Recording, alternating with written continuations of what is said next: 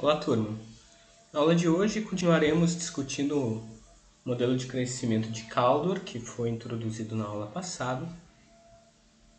O modelo de Caldor, como a gente viu, ele tem como característica tentar encontrar um modelo de crescimento estável no longo prazo, para dessa forma superar o modelo de Harold Domar e também propor um modelo keynesiano alternativo ao modelo neoclássico de crescimento de solo, no qual o papel do investimento e das expectativas dos empresários acaba sendo trazido à tona novamente dentro do seu modelo. Também há um processo de endogenização da poupança dentro do modelo, à medida em que o modelo de Caldor ele retoma uma ideia das análises da teoria clássica, né, como de Ricardo, Smith, Marx, Stuart Mill, no qual ele incorpora a distribuição funcional da renda, compreendendo de que forma a renda acaba se alocando socialmente nas diferentes classes sociais. Nesse caso do modelo por simplificação, ele vai determinar entre os capitalistas, né, os empresários, e a classe trabalhadora, né, na qual ele, assim como o modelo do Kalecki, que a gente vai estudar na sequência, ele toma como hipótese simplificadora que, inicialmente, que os trabalhadores eles consomem tudo que eles ganham, enquanto que os capitalistas eles poupam, né? Então a poupança agregada na sociedade ela vai recair muito sobre a participação da renda da classe trabalhadora, da classe empresarial capitalista. De tal modo que um dos resultados do modelo de Caldor é que à medida em que haja uma distribuição de renda favorável à classe empresarial, né, ou seja, que eles tenham uma participação na renda agregada através dos lucros totais,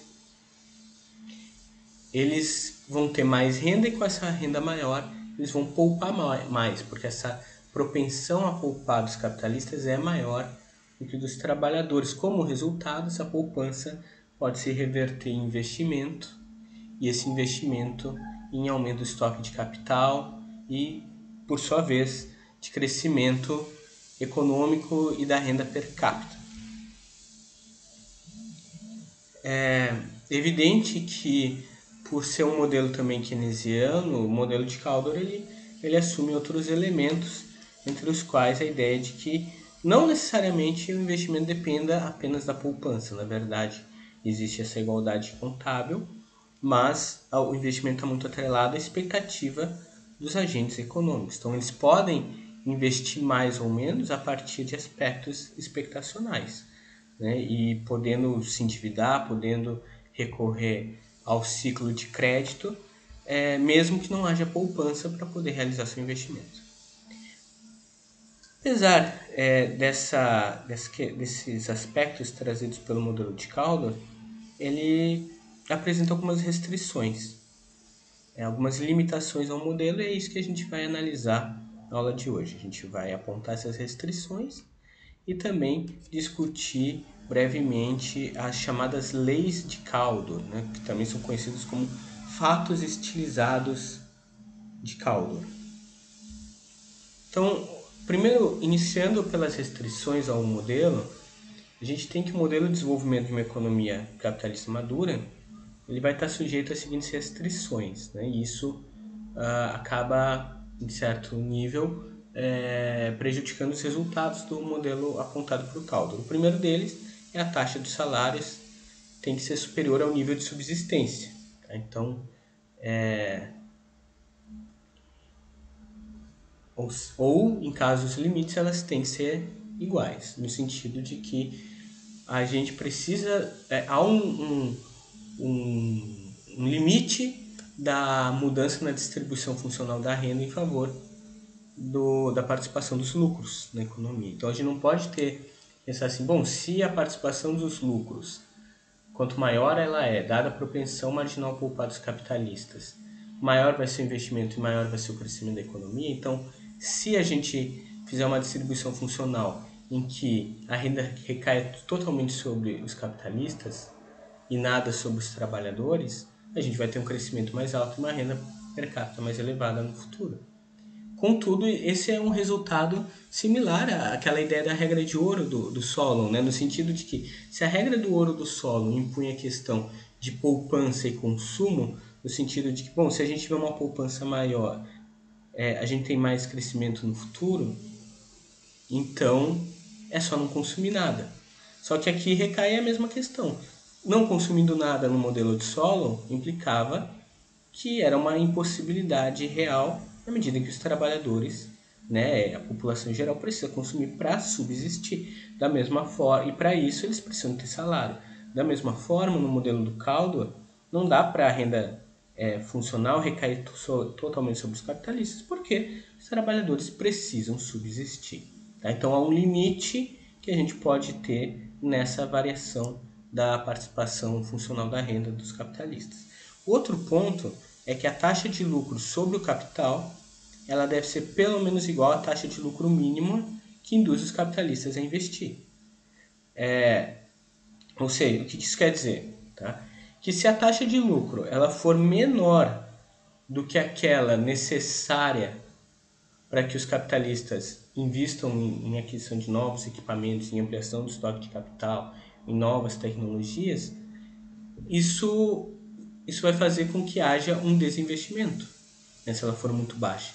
Então, tendo um desinvestimento, o resultado é que a produtividade do trabalho vai cair, né, o capital ele vai se depreciar ao longo do tempo, vai se tornar mais caro a produção e o resultado disso vai ser que a renda per capita futura vai cair. Então, mesmo que haja inicialmente alguma intenção de dada a propensão a poupar dos capitalistas, de reter poupança para si, reter os lucros para si em vez de gastá-los em consumo, uma parcela tem que ser revertida, né?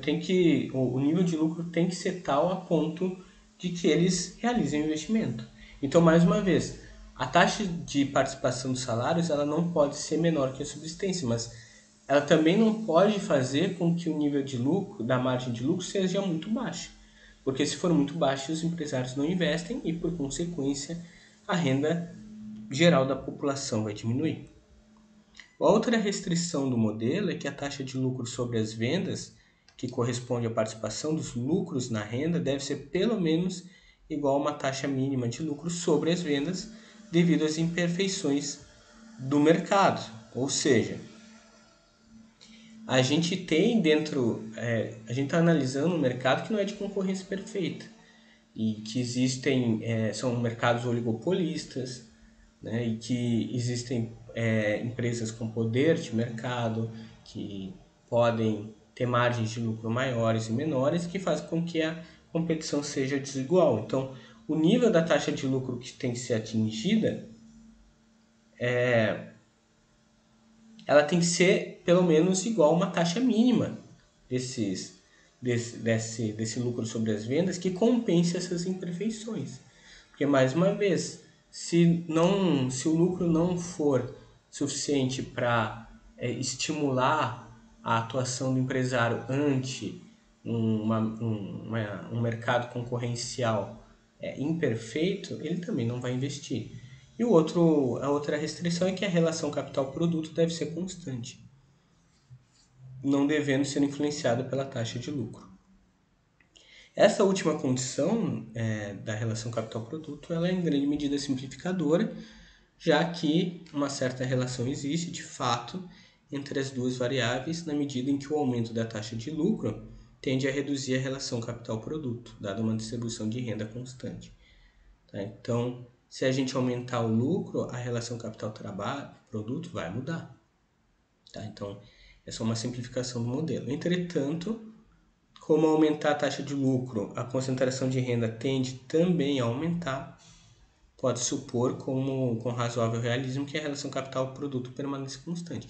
Isso pressupondo que ceteris paribus, a gente aumente o lucro, tá? No sentido de que não se altere o nível da participação relativa, não se altere. Se a gente aumentar o lucro sem mudar o nível da renda, isso quer dizer que a gente está aumentando a participação relativa dos lucros na renda total. Então, com isso reduz também a participação dos salários e a gente vai manter uma certa constância nessa relação capital-produto. Tá? O produto não vai crescer tanto devido à questão de os salários reduzirem e a demanda também diminuir. Tá? Esse pressuposto ele não é feito inicialmente pelo próprio Caldor, né, que ele se contenta em afirmar que se a sensitividade de U com relação a RY fosse, né, do nosso V do capital produto com relação à participação dos lucros sobre a renda agregada fosse grande, a participação dos lucros sobre a renda agregada não poderia ser mais determinada pelas equações do modelo como ele pretende inicialmente. Olhando a partir disso, a gente pode pensar então como se daria o comportamento da taxa de salários. Então, tratando-se de uma economia capitalista madura, não existe uma oferta ilimitada da mão de obra, ao contrário do que acontece com os modelos clássicos de Ricardo, Marx, e ao contrário também com os modelos de desenvolvimento moderno sobre os países subdesenvolvidos, que utilizaram o pressuposto de oferta ilimitada da mão de obra, como é o caso do modelo do Arthur Lewis, proveniente do reservatório representado pelos setores de economia de subsistência ou reservatório representados pelos setores de economia de subsistência tradicionais pelos marginais urbanos. Então, a Caldor está referindo especificamente a economias capitalistas maduras em que a mão de obra, embora nem sempre seja exatamente escassa, tem oferta claramente limitada e, o que é mais importante, controlada finamente por sindicatos operários poderosos. Ou seja, mais uma vez, se no modelo do Caldor a gente está pressupondo que uma participação maior dos lucros na renda agregada vai levar a um nível maior de investimento e vai levar, por sua vez, como consequência, um aumento da renda per capita no longo prazo, caberia então ter uma redução da participação dos lucros, dos salários. No entanto, como o Caldor está analisando economias capitalistas maduras, isto é, particularmente as economias europeias e dos Estados Unidos, há uma questão. São economias que já fizeram toda a transição e urbanização dos seus setores, em que houve já o êxodo rural, que a maior parte dos trabalhadores estão inseridos em atividades manufatureiras ou de serviços, e de tal forma que há um exército de reserva de desempregados ou de trabalhadores rurais em condições precárias que aceitariam ir para a cidade trabalhar por salários menores, muito baixa. Tá? Então, nesse sentido, não há, como era na Inglaterra na época da análise do Marx e do Ricardo, do Mill, do próprio Adam Smith, no início da Revolução Industrial, não há essa massa de trabalhadores dispostos a se inserir no setor industrial por baixo valor salarial. O outro ponto é que há um limitante institucional à medida que boa parte desses setores econômicos eles são sindicalizados, né? E ao ser sindicalizado a gente tem uma restrição muito forte de queda dos salários, né? Então há uma capacidade organizativa maior da classe trabalhadora para impedir que a taxa de salário se reduza. Então, em uma situação em que se pense, aceleraremos o crescimento econômico a partir de uma maior participação dos lucros, e isso implica uma redução da participação dos salários, não necessariamente isso vai ocorrer. Então, é necessário encontrar outros caminhos que vão além da simples questão salarial. Né? Então, a mudança funcional distributiva ela vai passar por outros mecanismos, dentre os quais o regime fiscal, o regime tributário do país, e nesse sentido o Estado ele acaba ocupando um papel central nesse processo, onde ele pode desenvolver um sistema, por exemplo, tributário mais regressivo, mais favorável à classe capitalista, e que faz com que ela tenha uma participação funcional da renda agregada maior do que a classe trabalhadora. Tá? O outro ponto é a relação entre investimento e poupança, no qual, no modelo do Caldor, o equilíbrio a longo prazo do sistema é garantido por ajustamentos na propensão média a poupar da economia, o S, através de variações nas margens de lucro, né, da participação no lucro na renda agregada. O investimento, por sua vez, de acordo com a visão keynesiana, é tratado como uma variável independente da poupança prévia. Mais uma vez, não que a poupança não possibilite o aumento do investimento, mas dentro dessa abordagem caldoriana que vem, né, se deriva do modelo do Harold Domar e da teoria geral do Keynes, existem esses elementos expectacionais que vão além da condicionante existência de poupança na economia. Então há uma certa independência. E não é apenas o investimento que determina a renda aqui. Através do multiplicador, e a renda determina a poupança, como afirmava o Keynes, mas também a poupança ela vai depender da participação dos lucros na renda, e essa participação, por sua vez, depende dos investimentos. Tá? Então, existe uma interdependência entre investimento e poupança.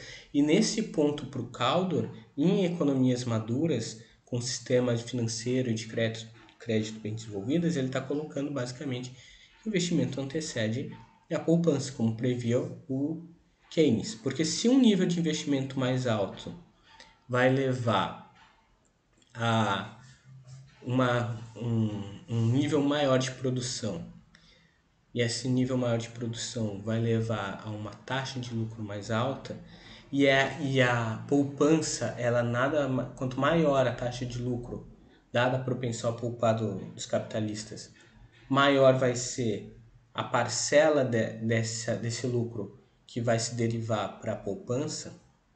E como a poupança dos capitalistas tem um peso maior na poupança agregada do que a poupança dos trabalhadores, o resultado é que nesse modelo a poupança está antecedendo o investimento. Então existe o investimento, ele tem um elemento autônomo, que é a questão expectacional, mas existe uma interdependência entre poupança e investimento, onde a poupança pode estimular um nível de investimento maior à medida que ela exista, e também ela vai crescer à medida que o investimento seja mais alto. Também não podemos afirmar que a acumulação está condicionada pela taxa natural de crescimento, já que pelo menos um dos elementos constitutivos básicos dessa taxa de crescimento da produtividade, depende da acumulação de capital. Tá? Então, aqui no modelo de Caldor, ele tá ligando, assim, trazendo também o elemento do crescimento da produtividade como um fator derivado da acumulação do estoque de capital. Então, o crescimento ele não vai ser só resultado da taxa natural de crescimento da população, por exemplo. Então, não necessariamente porque está crescendo a população demograficamente e a demanda, por sua vez, também vai se expandir, é que a gente vai ter uma aceleração da taxa de crescimento, porque se não houver um crescimento do estoque de capital correspondente, a produtividade do trabalho vai cair. E essa produtividade do trabalho caindo vai fazer com que o nível de produção per capita caia e, por sua vez, a renda per capita também. Para o Caldor, então, de maneira geral, o investimento depende da taxa de crescimento da renda, aceita, portanto, em parte a teoria do acelerador, né, do acelerador da demanda, o que diz que à medida em que se tem uma renda mais alta, isso vai levar a um consumo mais alto, que por sua vez vai estimular um nível de investimento mais alto. Então, quanto mais se acelera a renda per capita, mais se acelera o investimento. E da taxa prevista de lucro pelos empresários, que é o elemento trazido que leva as expectativas deles serem mais ou menos otimistas em relação ao futuro, e que vão fazer com que eles realizem investimentos sem poupança prévia. Da mesma forma que o modelo de Harold, O investimento em equilíbrio tende a crescer a uma taxa que garanta que o estoque de capital aumente ao mesma taxa do aumento da renda. E o aumento da produtividade ele vai corresponder a essa condição de equilíbrio, é aquele que, somando a taxa de crescimento da população, nos dá a taxa natural de crescimento do produto. Certo? Então aqui são algumas restrições no modelo.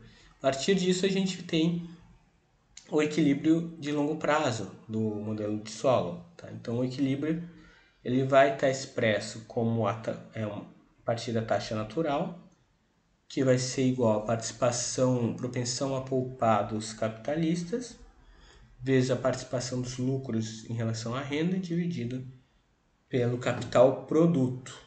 Tá? Então a taxa natural de crescimento, definida pelo crescimento da população e pelo desenvolvimento tecnológico, ou seja, a população aqui ela vai dar ao nosso lado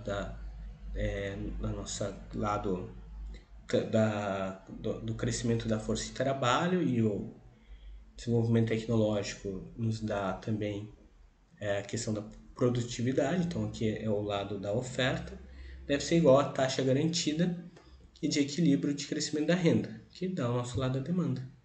Essa taxa corresponde às expectativas dos empresários e aos investimentos que realizam. Mais especificamente, a taxa garantida de crescimento depende da propensão a poupar dos capitalistas e a participação dos lucros na renda, dada uma relação capital-produto constante. Podemos dizer que a taxa garantida de crescimento depende da propensão global a poupar da economia, dividida pela relação capital-produto, voltando assim ao modelo de Herold-Doman. Como S, propensão a poupar, é igual a investimento agregado sobre a renda agregada, ou seja, como a poupança é igual ao investimento planejado em situação de equilíbrio, podemos finalmente dizer que a taxa garantida de crescimento depende do volume de investimentos planejados, como o modelo de Herold. A diferença aqui é que, como o investimento ele tem um fator autônomo e a gente endogenizou a poupança a partir da distribuição funcional da renda entre capitalistas e trabalhadores, a gente não tem aquela instabilidade do fio de navalha do modelo de Herold-Doman. Então, imaginemos uma situação de crescimento em equilíbrio que é rompida porque os capitalistas decidem investir mais do que tinham planejado. O aumento nos investimentos ele vai provocar um aumento nas margens de lucro a partir dos preços, fazendo com que a participação dos lucros em relação à renda agregada cresça. A maior acumulação de capital poderia implicar aumento dos salários, já que implica aumento da demanda de trabalhadores. Entretanto, o aumento dos preços e das margens de lucro mais do que compensa essa tendência. Em consequência, a taxa de salários e também a participação dos salários cai. O processo inverso ocorre quando os capitalistas investem menos do que vinham planejando. Então, se a gente tiver um nível de investimento que seja inferior ao planejado anteriormente, o resultado vai ser que a distribuição de renda vai tender aos trabalhadores.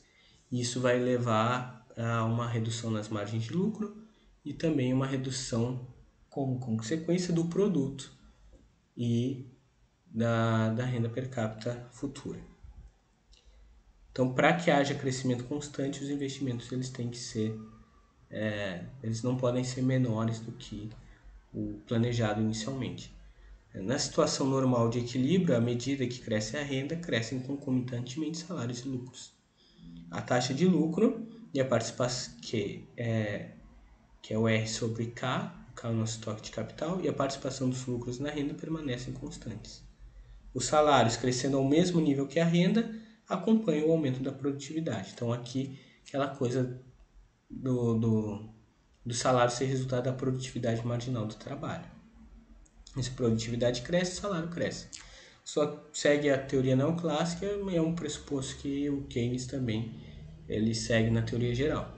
Com o aumento dos salários, os trabalhadores elevam sua demanda de bens de consumo ao mesmo tempo que os capitalistas aumentam sua demanda de bens de capital. A partir de um certo nível de salários, os trabalhadores começam também a poupar. Podemos, então, abandonar o pressuposto de que os trabalhadores não poupam, assim como o pressuposto simplificador de que os capitalistas apenas investem. É necessário, então, complicar um pouco o modelo, mas os resultados gerais que apresenta continuam os mesmos.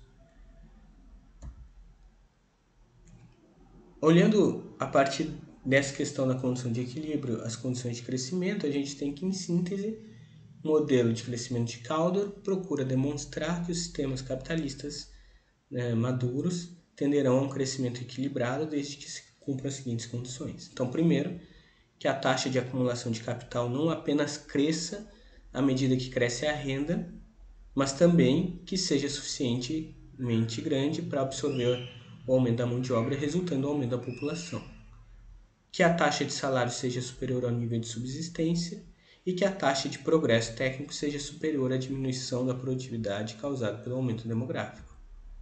Dadas essas condições, temos como principais consequências que a taxa de crescimento dependerá do dinamismo técnico do sistema e a poupança desempenhará um papel meramente passivo, à medida em que o processo de investimento não depende da poupança em si, mas das expectativas. E a distribuição da renda permanecerá constante no transcurso do tempo, ou seja, a taxa de lucro sobre o capital permanecerá constante e a participação dos salários na renda não variará. Ou seja, o salário real crescerá de modo automático no transcurso do tempo à mesma taxa que o produto per capita. O que isso implica? Que à medida que a gente possa ter uma mudança da participação dos lucros em relação à distribuição funcional da renda, isso vai fazer com que o investimento cresça. Aumentando o investimento, a gente vai aumentar o estoque de capital. Aumentando o estoque de capital, a gente aumenta a produtividade do trabalho. Com o aumento da produtividade do trabalho, havendo sindicatos, não havendo aquele exército industrial de reserva, aquela massa de trabalhadores desempregada ou em condições precárias de subsistência, isso vai servir de pressão para que os salários cresçam também.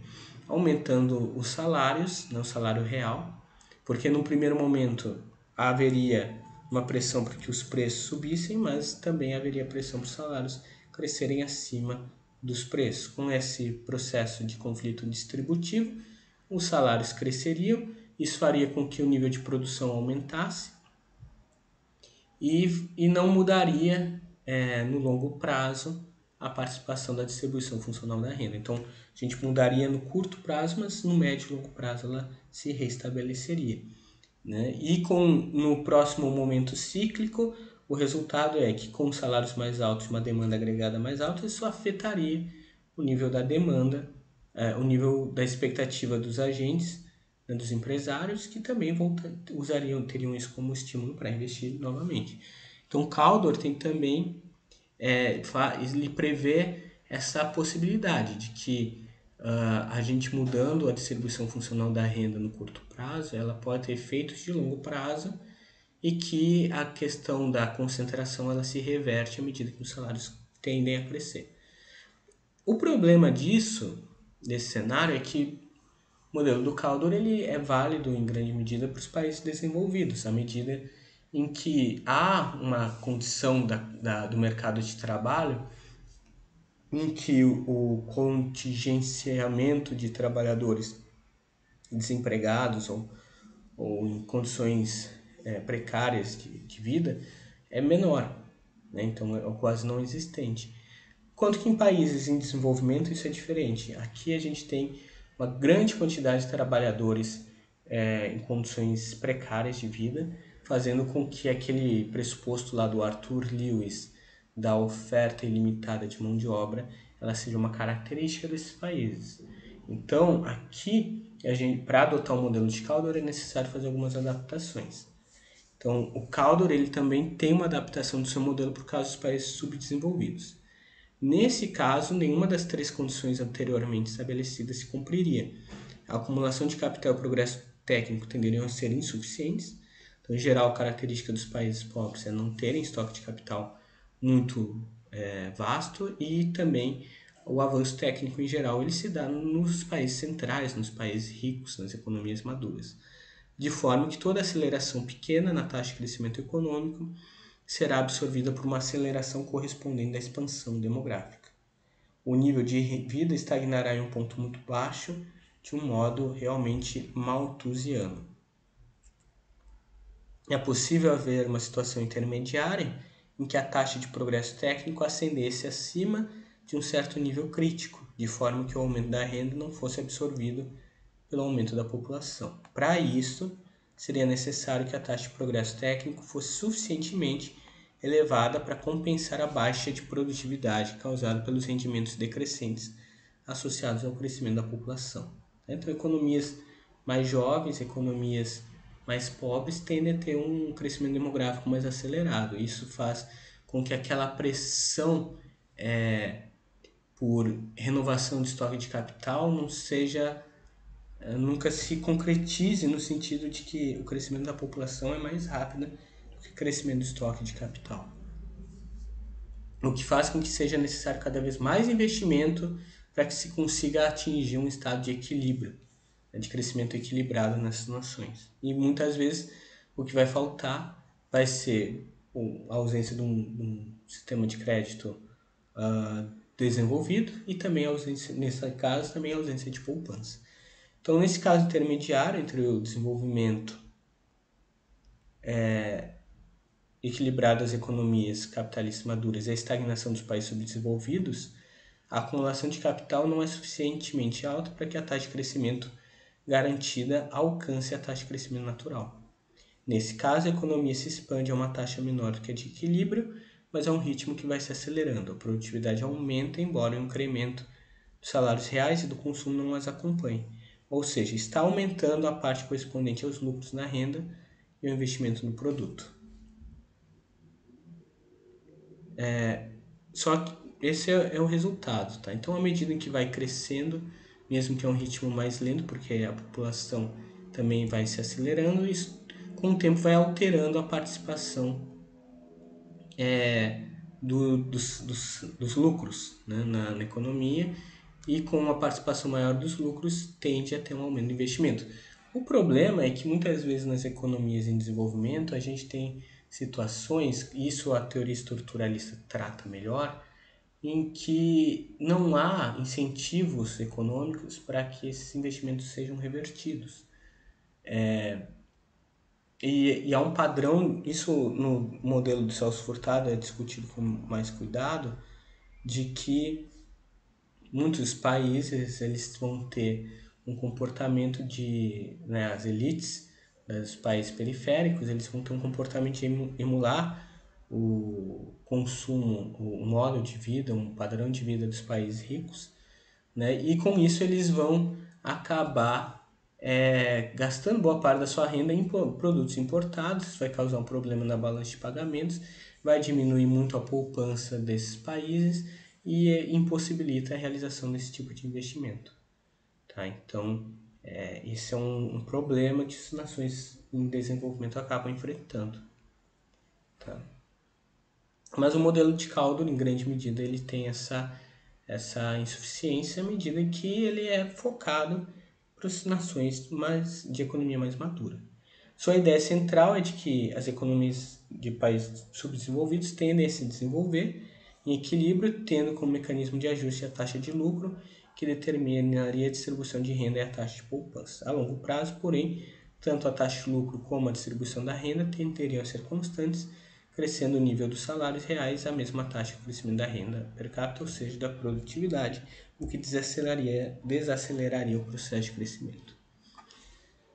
Bom, visto isso, agora continuando, pegando o Caldor, indo mais para o caso brasileiro, a gente tem, dentro da teoria do Caldor, os chamados fatos estilizados, os fatos, que também vão ser denominados de leis de Caldor. Os fatos estilizados são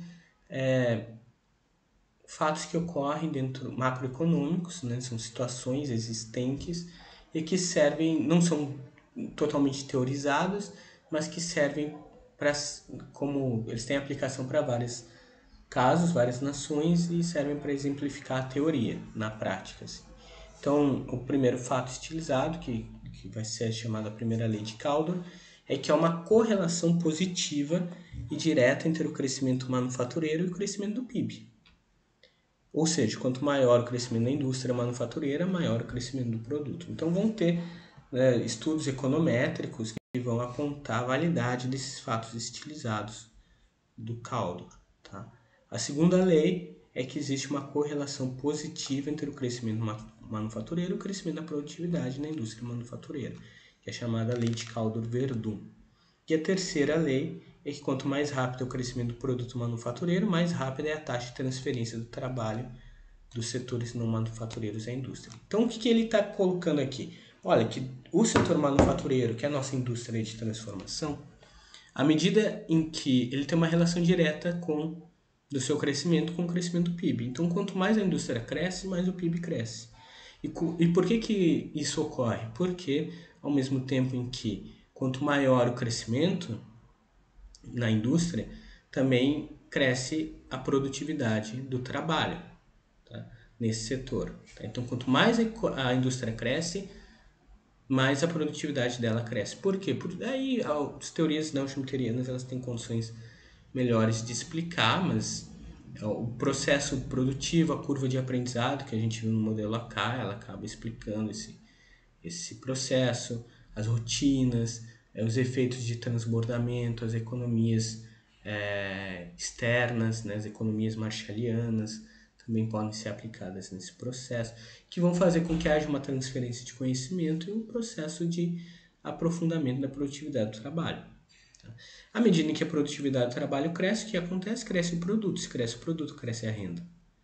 E a terceira lei é que quanto mais rápido o crescimento do produto, mais rápida a taxa de transferência do trabalho. O que isso também implica? Que se o setor industrial é o que está gerando mais renda e está crescendo mais rápido, com uma produtividade mais rápida, os outros setores vão acabar, né? Vai ter uma transferência de trabalhadores de setores menos produtivos para esse setor mais produtivo, e isso vai ter um resultado na renda per capita. O que o Caldor então está colocando aqui, que boa parte dos autores pós-keynesianos vão defender, é que para acelerar o processo de crescimento econômico, a gente precisa ter uma indústria forte. Então, quanto mais a indústria cresce, quanto mais produtiva ela for, ou seja, para isso tem que ter uma intensidade tecnológica mais alta, uma complexidade maior da sua estrutura produtiva, mais rápido a economia cresce, maior vai ser o nível de produtividade e também a gente tem uma transferência de trabalhadores para trabalhos de melhor qualidade, com rendimentos mais altos. Tá? Então, para o Caldor, há uma relação direta entre indústria e desenvolvimento socioeconômico. Né? E para isso ele vai apresentar alguns argumentos. Tá? Então, primeiro tem um argumento estrutural, que são os efeitos de encadeamento para frente e para trás nas cadeias produtivas. Nas cadeias produtivas manufatureiras são mais fortes, ou seja, a indústria ela tem uma capacidade de gerar atividades anteriores a ela grande, mas também de gerar outras atividades posteriores à sua própria produção. Então, supondo que a gente está construindo um celular, tá? Então, está montando um celular, a gente precisa de insumos de produção, né? Então, vai estimular a indústria do vidro, vai estimular a indústria do plástico, vai estimular a produção de semicondutores, né? No caso, chips, né? Também isso, por sua vez, vai precisar, para gerar plástico, vai estimular a indústria petrolífera, vai acabar estimulando também a extração de minérios para a questão do silício, etc. Daí tem a produção do celular em si, depois dele a gente vai ter a produção de softwares que complementam o celular, a indústria, né, de telecomunicações, os setores de manutenção, os setores de serviço, né, em relação à venda desse tipo de produto, a comercialização. Vai também estimular a criação de outros produtos que tenham ligação com esse celular, por exemplo, né? Então, e uma maior conectividade de diferentes produtos a partir dele vai mudar o padrão de vida das pessoas e o padrão de consumo delas. Então, esse é o argumento estrutural. O argumento micro é que a indústria ela potencializa economias de escala e escopo, né?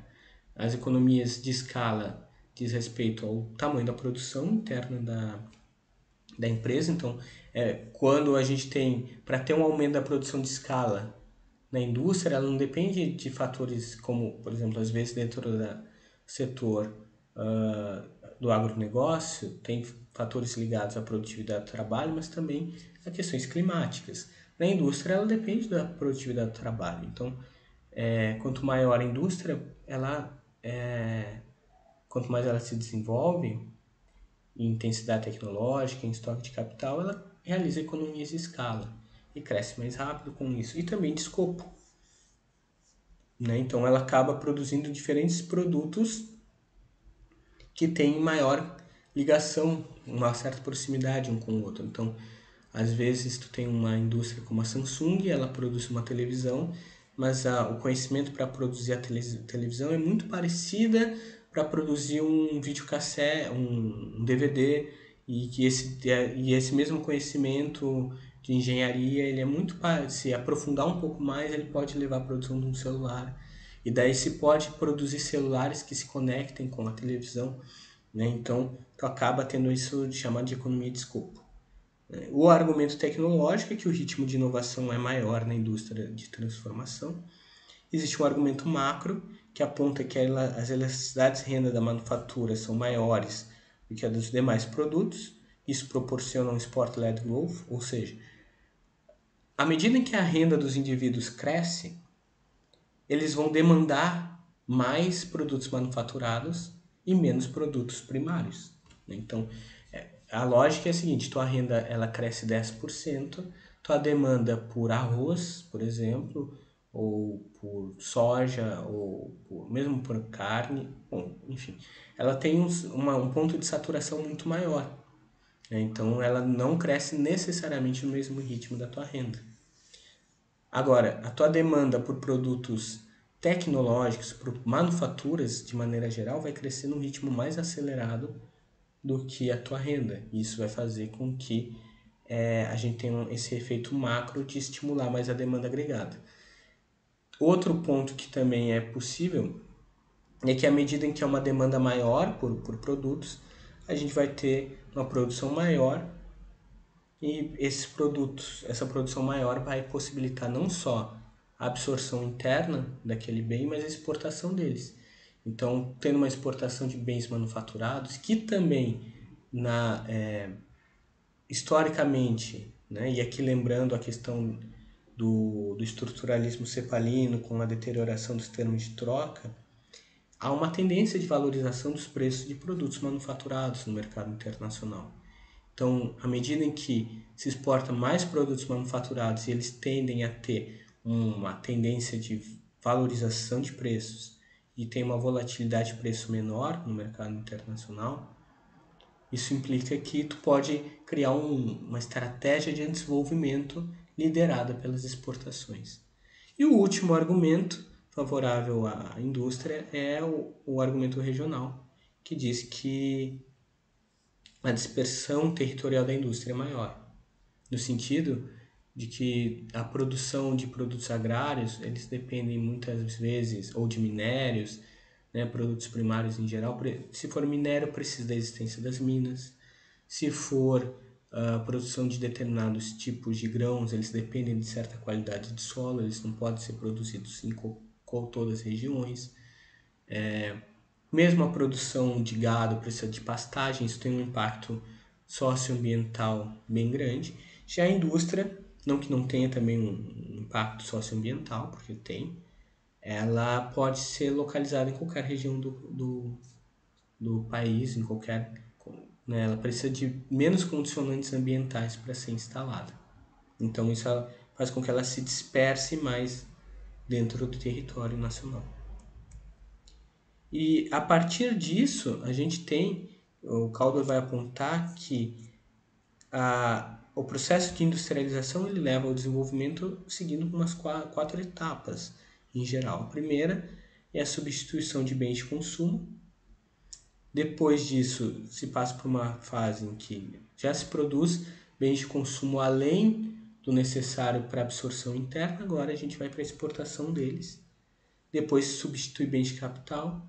Depois que esses meios de capital já atendem as condições, as demandas internas, a gente vai para a quarta etapa, que é a exportação de bens de capital, que é o estágio de desenvolvimento mais avançado das nações capitalistas industriais.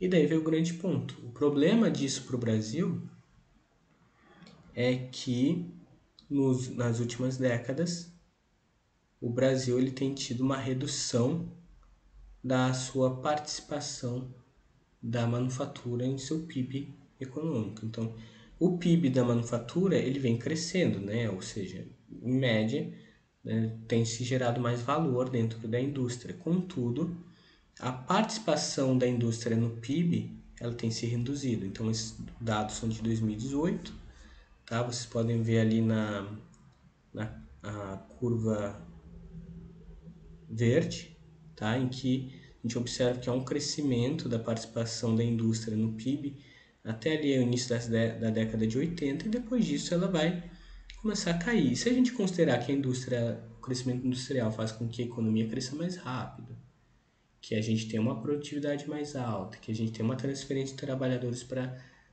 trabalhos mais qualificados com uma renda mais elevada, essa perda percentual da manufatura em relação ao PIB é bem preocupante. E aí vocês observam que ela não se reverte ao longo do tempo. Então, qual que é o resultado? Que o PIB real da manufatura per capita, ela cresceu até ali 78 e depois se estancou, ela não cresce mais. Por mais que o nível de produção tenha crescido, ele cresce num ritmo cada vez menor comparativamente às outras atividades econômicas do Brasil.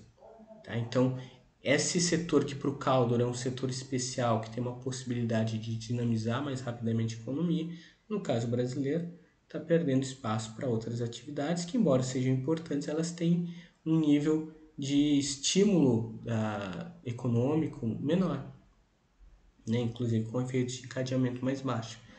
E esse é o grande problema, um dos grandes problemas atuais da economia brasileira, né? Essa situação que é conhecida como desindustrialização. Bom, com isso, encerramos nossa aula de hoje. Faço a leitura da tese, do capítulo 2 da tese do Fonseca 2017. Qualquer dúvida eu estou à disposição. E na próxima aula a gente vai discutir o modelo, a gente vai seguir com os modelos neo-keynesianos, tratar o modelo de Kalec. Até lá.